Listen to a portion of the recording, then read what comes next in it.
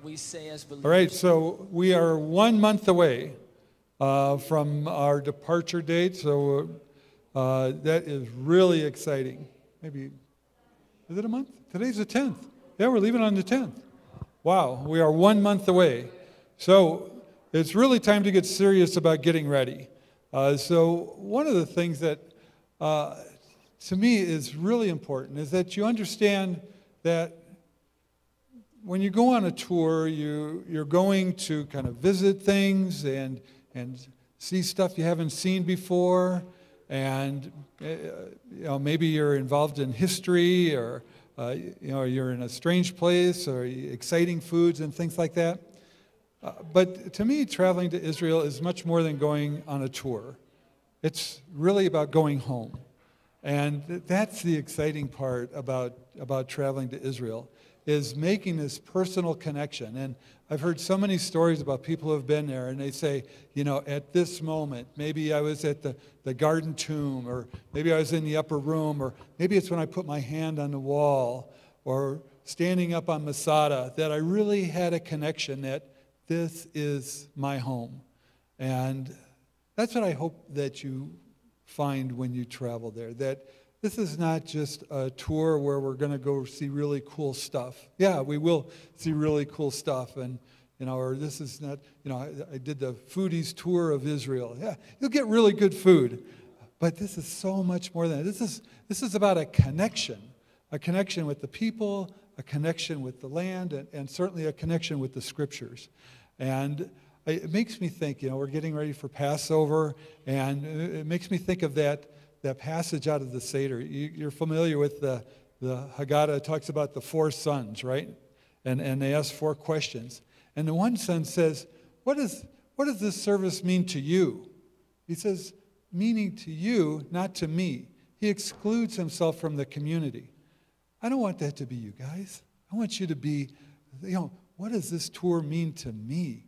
What does it mean to me to walk in the land? What does it mean to me to read the Scripture and know that I'm standing on the same pavement that Yeshua stood on 2,000 years ago? What does it mean to me when I stand on top of Masada and I look at the rampart that came up the side of the mountain as the Romans were breaking through? What does it mean to me to be there and have my life on the line? That's what going to Israel is all about. And so a big part of this last month is kind of getting your mind set for, wow, I'm going to be in the land, and make that connection. Make it personal. Our faith has a lot to do about knowing things, but it really has more to do about feeling things, about that relationship that we have with God, our Maker, our Creator, our husband. So, enough of that. Let's get on to what we need to do to get ready, okay? So, you should be receiving your travel documents next week from Pilgrim Tours. Give it through the rest of the week. If you don't get it by the end of next week, let me know or contact Pilgrim Tours directly, okay? But that should be your flight. It should be the final itinerary. It should be everything that you know or need to know about getting there, ID badges and that kind of stuff, okay? Start thinking now about how you're going to get to the airport. Are you going to get there and park? If so, count on about $8 a day in economy parking, or about $30 a day if you want to park in the covered parking. No. But think about how you're going to get there. Make sure that you get there at least 2 hours ahead of time for international flights. Take a look at your boarding pass and your tickets when you get them, so you know about which line to get in through security, right? Through the TSA. So you have TSA Standard, which is a standard process. Some of you might have a TSA Pre, which means you don't have to take off your shoes or your coats or things like that. And it's like an expedited line for frequent travelers. So if you've provided any of that information to Pilgrim, it could be that you're on TSA Pre, or I don't know how they assign them randomly. But be aware of TSA restrictions. If you're not familiar with that, go out to DIA website and find out about security and things like that. Security is a pain, but it's reasonable and they keep us safe.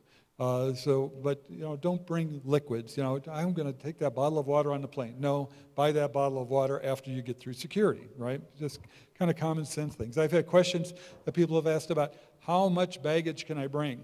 Trust me, my life, I've had a lot of baggage. I'm going to leave most of it at home, and I'm going to come with one big bag, right?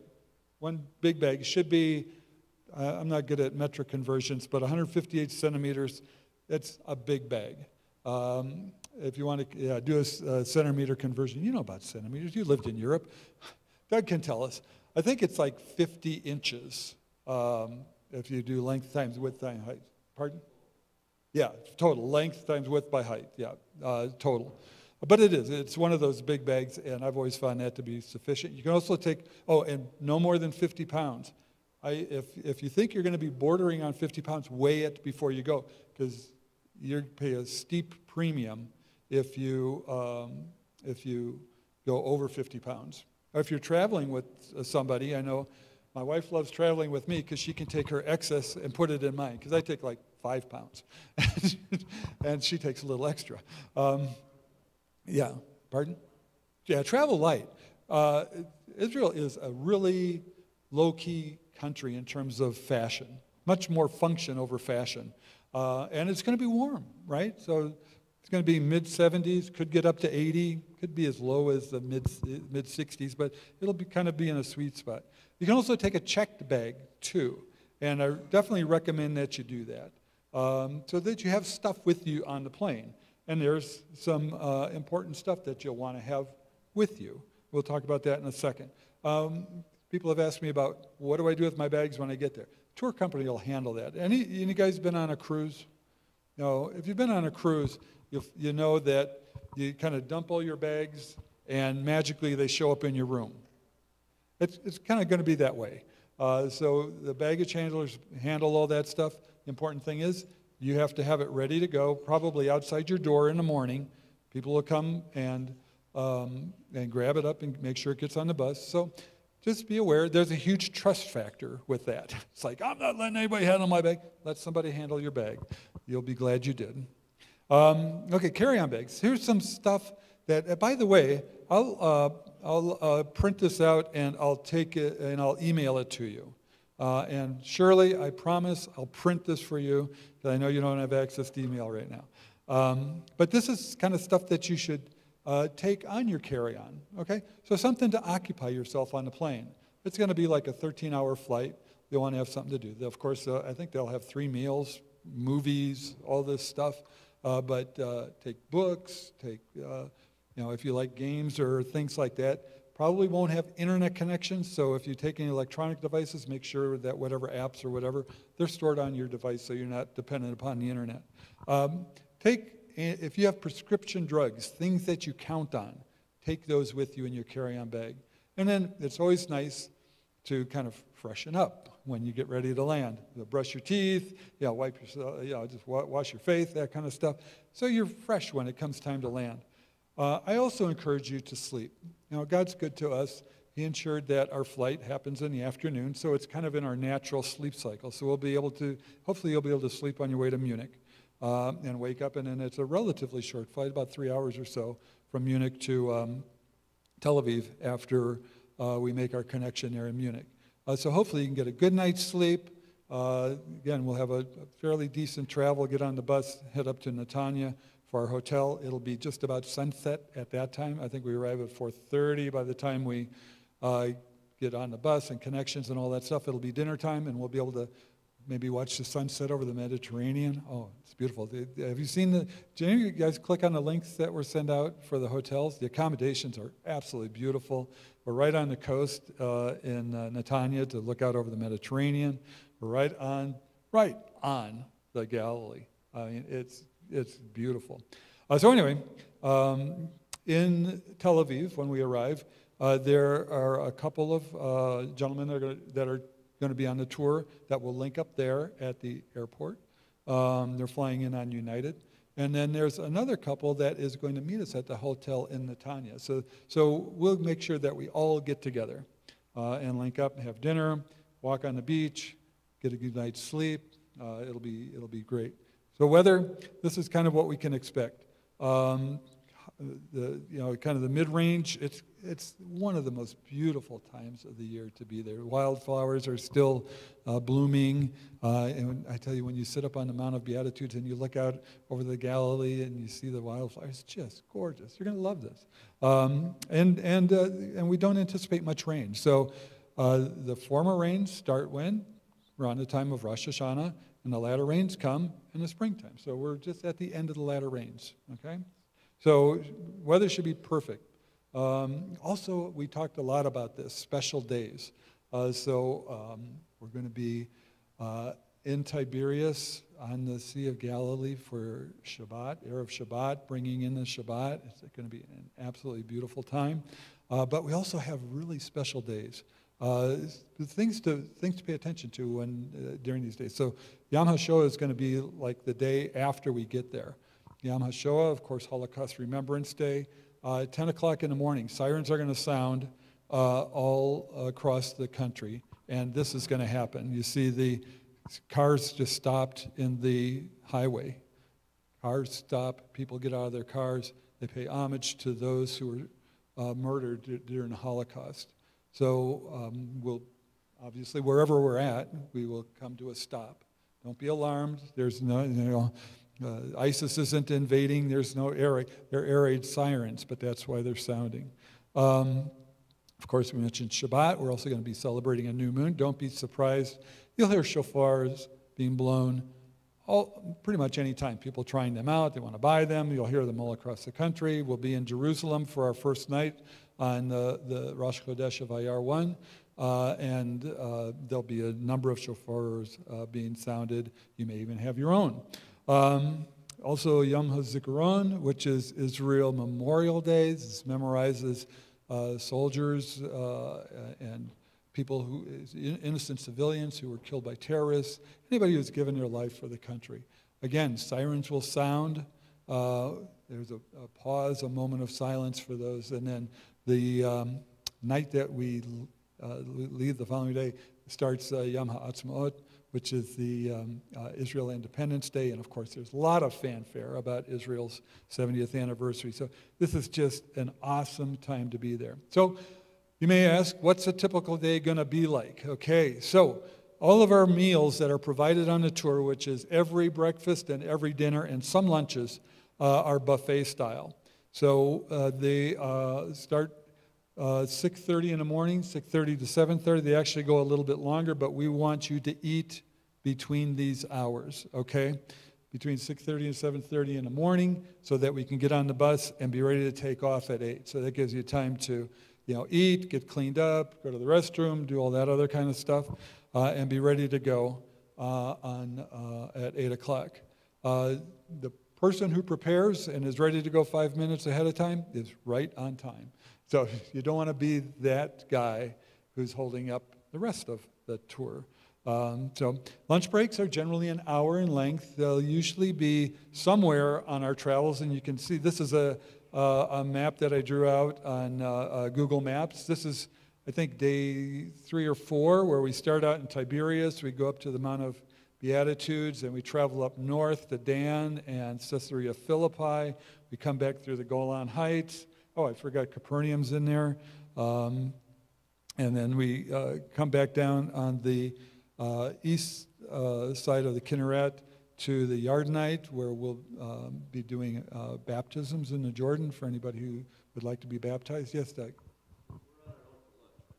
We are on our own for most lunches. I think there is one day that I know of where we'll be dining in a Bedouin tent, and that's provided. But other than that, you're on your own for lunches. So for example, we may stop, maybe at Capernaum. There's a number of restaurants and things like that on the Galilee, and just stop there and just buy whatever you'd like to have for lunch. Okay, we have about an hour. Generally, there's maybe a little souvenir shop or something like that. People that want to know, like, oh, well, I have a chance to buy trinkets and stuff like that. I know there's a beautiful gift shop at the Mount of Beatitudes. I know there's one at Capernaum. And Tiberias, of course, has lots of shopping and things like that available. Yep. Totally vegetarian. Yeah, yeah. Or shawarma. Shawarma's not much more. Shawarma's like $5. Yeah, so. Let's see. So then we'll pull back into the hotel between 4:30 and 5:30, depending on the day. And, of course, a buffet-style dinner. These are times just to relax, right? So there are also times, the evening times, that they're open. So I know in Tiberias, we'll be right on the waterfront. They have a beautiful promenade along the waterfront that you can walk down. They have arts and crafts and an artist community. They have a water show at night and things like that. So we'll kind of fill you in on the tour of what to do and where to go, or if you want to venture out of the hotel in the evening hours. Our hotel in Jerusalem it's a easy walk to the light rail, and you can also use taxis. If you want to use a taxi to get around in Jerusalem, I recommend downloading the app Get Taxi. That's the equivalent of our Uber. You put in your credit card information. It tells you where you want to go, where you're going to be picked up, who your driver is going to be, and it sets the price before you even get in the car. And then there's no payment. They just take you from point A to point B. You get out, and you're done. By the way, don't tip your taxi drivers. It's not customary. So they'll think you're like trying to bribe them or something. I don't know. But tipping is generally not that's the same way it's observed here in the United States. So here's some practical stuff. You've already looked at our accommodations. They're going to be absolutely gorgeous. Food. I know there's a McDonald's in Tiberias, and there's a McDonald's in Ein Bokek down in the Dead Sea where we'll be staying. Don't eat there unless you're just absolutely craving. Enjoy the food of the land. So it's springtime. There'll be new fruits in season. Dates and olives and the falafels, the shawarma, the pomegranates, all the wonderful stuff that Israel has to offer. I've never gotten sick on the food, and street food even, by and large, is really safe to eat. So feel free to do that. Shopping, we talked a little bit about that. People have had questions about restrooms. There are no restrooms on the bus, but there are generally restrooms at every stop that we stop at. So just be aware of that and don't let that freak you out. But there are no restrooms on the bus itself. Because the travel schedule is pretty busy, it's not unusual for people to get run down. So take care of yourself, right? Bring a snack with you, energy bars or things like that. Make sure you hydrate well. If you hydrate with electrolytes, that's a good idea as well. So do preventative care. If you take supplements, bring those with you. If you don't, consider taking extras, vitamin C or whatever. My wife might actually, she's a nurse and she's done a lot of botanical medicine. She may actually have a recommended list. Take at your own risk. I know she'll prepare stuff for me. So just to make sure you take care of your immune system and you don't get wore out and run down at the end of the day and your immune system takes a hit. If you have other issues like that, make sure you take stuff with you. So you don't have to be dependent on saying, oh, I've got a headache. Where can I go to get an aspirin or a Motrin or a Tylenol? Or I got aches and pains or, so if you have digestive problems or if you don't acclimate well to new foods and things like that, and you need stuff like antacids or Imodium or stuff like that, bring that with you. So think about all of these things just in little doses and put them in your carry-on or your pack bag. So you might, get a scrape. Oh, I better bring some Band-Aids and antibiotic ointment. You don't need to bring a whole pharmacy, but it's good to have some of this stuff if you need. If you find out you don't have somebody, then ask somebody. Somebody else has probably brought something with that. You may also be able to get some of this stuff in the gift shops at the hotels we're staying at. Prescriptions are probably most important. If you rely on prescription medications, make sure you have those. If they're heavy-duty pain medications and things like that, it's always best to bring a doctor's note. So they don't think you're like smuggling in 50 OxyContin for 10 days or something like that. If you need that many, then I don't. Anyway, so take care of those things. So here's a sample packing list. Probably the most important things on this list is a quick chain modesty kit. So men and women, when you're at religious sites, particularly in Jerusalem, women, you want to have your shoulders and arms covered and your legs covered, whether that's with slacks or a skirt that goes below the knee. Our plans are to go up on Temple Mount, politics permitting. Our plans are to go to the Western Wall and do other things in and around Jerusalem in the Old City. And modest dress is definitely dictated there. So you don't want to be called out by the modesty cops is what I'm saying. Men, when you pray at the wall, you'll want to have your head covered. So that can be as simple as a ball cap, or if you want to wear a yarmulke, you're welcome to do that as well. So just make sure you have something like that. If you want to bring your talit, your prayer shawl with you, by all means, absolutely. If you want to don phylacteries, you're welcome to do that as well. So all kinds of things. But make sure you have that, or you may be prohibited from going into those places. So you don't want to be in that place. Also, there's going to be at least 2 opportunities to get in the water. One is for baptism in the Jordan, and the other is to float in the Dead Sea. So bring a swimming suit with you if that's something you want to do. Also bring water shoes, very important, so you're not barefoot walking in, and you don't want to get it scraped on your foot or anything like that. Bring practical stuff like sunglasses, sunscreen. It's a really sunny environment. Also, if you wear glasses, make sure you bring a spare pair. Last thing you want to do is lose your glasses or have them break and then not be able to see anything or read anything the rest of the trip. So that's always a good idea. I won't go through all of these, but the good list of things. You'll probably want to bring a power adapter. You can buy those readily online. Now there's power adapters and there's power converters. I have on here a link to REI, which gives you a really good description of whether you need an adapter or converter. But the Cliff Notes version is you need an adapter if it's just regular, or if it has a motor in it. Okay, you need an adapter, converts it from 220 to 120 if you have a motor.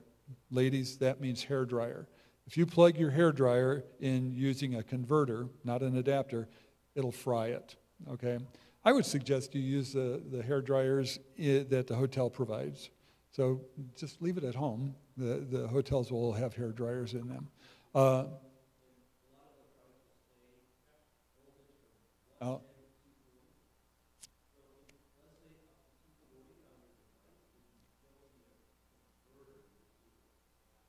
Perfect.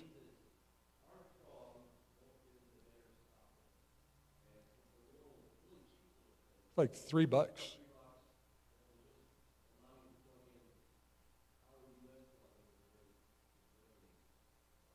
Yeah, and if there's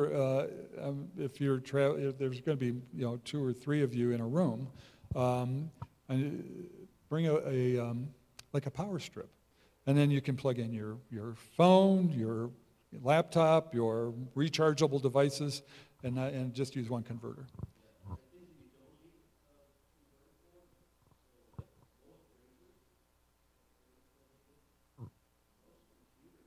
Don't need it, right? Right. Yeah. If it has a motor, my wife, I remember, fried hers the initial going out last time. It's like, that thing was really humming, man. I've never seen it work so well. Wow, they've got good power over here, until it went up in smoke. So, okay, travel tips. Okay, so every evening, prepare for the next day. Okay, 5 minutes early is right on time.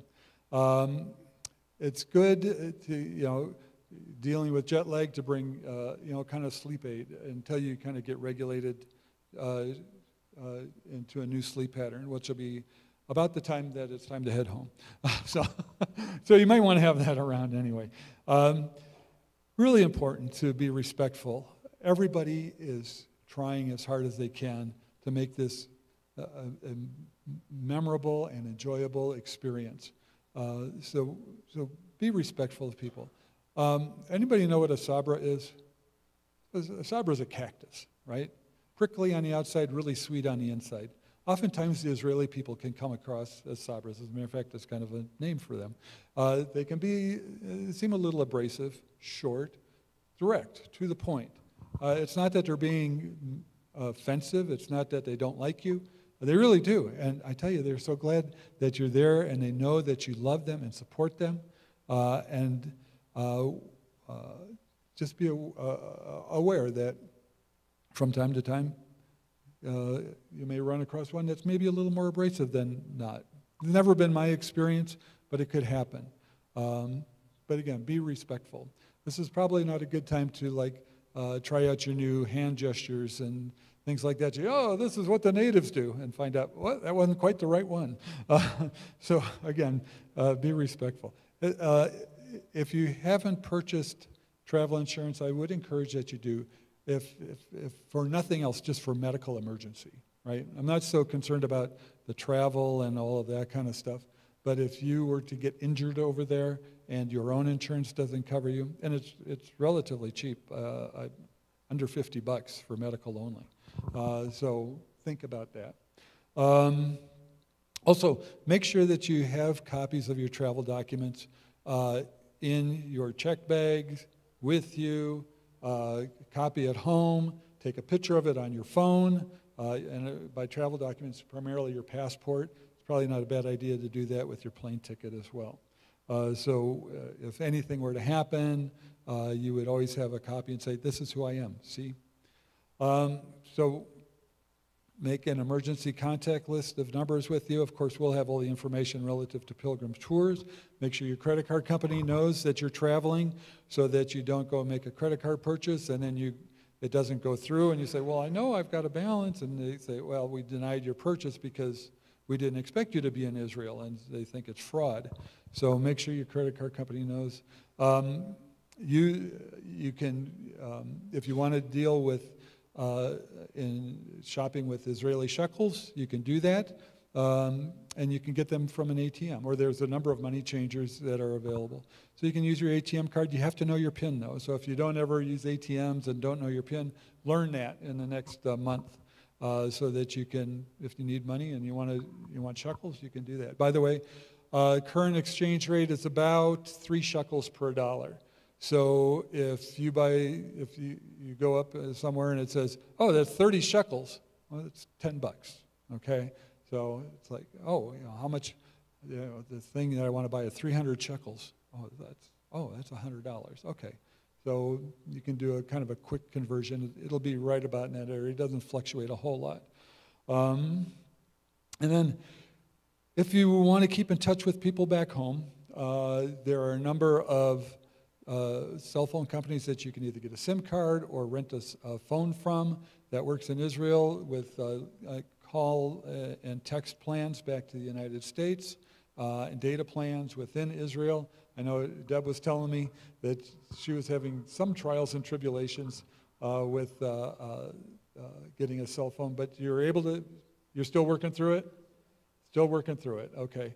And I'll probably get a cell phone just so I can keep in touch with my wife, and then I'll pass that number out. So if there's any reason that you need to get a hold of me, or some other family member needs to get a hold of me while we're on the trip, they can, and I can relay messages if you don't have a phone or anything like that. But by and large, Wi-Fi is prevalent throughout the land, and you can use things like Skype and stuff like that. I think that's it. Questions? Wow. I am really thorough. Okay. I have a really quick joke for you. There are these 3 people walked into a grocery store. It was an American, a Russian, and an Israeli. And there was a sign outside that said, "Sorry, we have a shortage of meat." And they were all staring intently at this sign. And after a little while, the Russian said, I don't get it. What is meat? It's back in the day, you know. And the American, really perplexed. He's like, what is shortage? But the Israeli, he was really scratching his head. He said, what is sorry? So that's the whole, well, the Israelis told me that joke. The whole thing about the Sabra is really true, and I think, you know, we're going to have culture shock as we go, and, you know, it's not that, you know, their society is better or worse than ours, it's just different, all right? And I think the more we can accept that, the easier it's going to be. Because you can get there and you can start critiquing somebody else's culture and say, well, why do they do this and why do they do that? And I can't believe that they're this way. That's just the way they are, all right? And we have our, you know, our issues as well as Americans, you know. So rather than critiquing and wondering, let's just say, okay, that's just how they are and let's just move on. And it is true, they're very nice people. And they generally do not go postal on us. So, you know, whereas we tend to shoot people, they tend not to do that. So that's definitely a plus, right? And the other thing to think about is when you come back, you might have reverse culture shock. And that's something that you're probably not expecting, is because when you go and you are, you know, put into this situation which you're kind of expecting, and then you come back home and you're like, wait a second, everything feels different. Did everybody change? No, you changed, because as you go, you're going to discover new things. You're going to, you know, pick up on some new ideas, and you come back, and everybody's kind of stayed the same as it were, but you're the one who's changed. So keep that in mind as well. Reverse culture shock can really be surprising. You didn't expect that when you come home. So I want to thank Gary for putting all this together. Thank you, Gary, very much. He's done an awesome job of putting this trip together. So thank you. And we're looking forward to it, guys. We're going to have a great time. It's going to be a wonderful trip, and we're going to learn so much. So.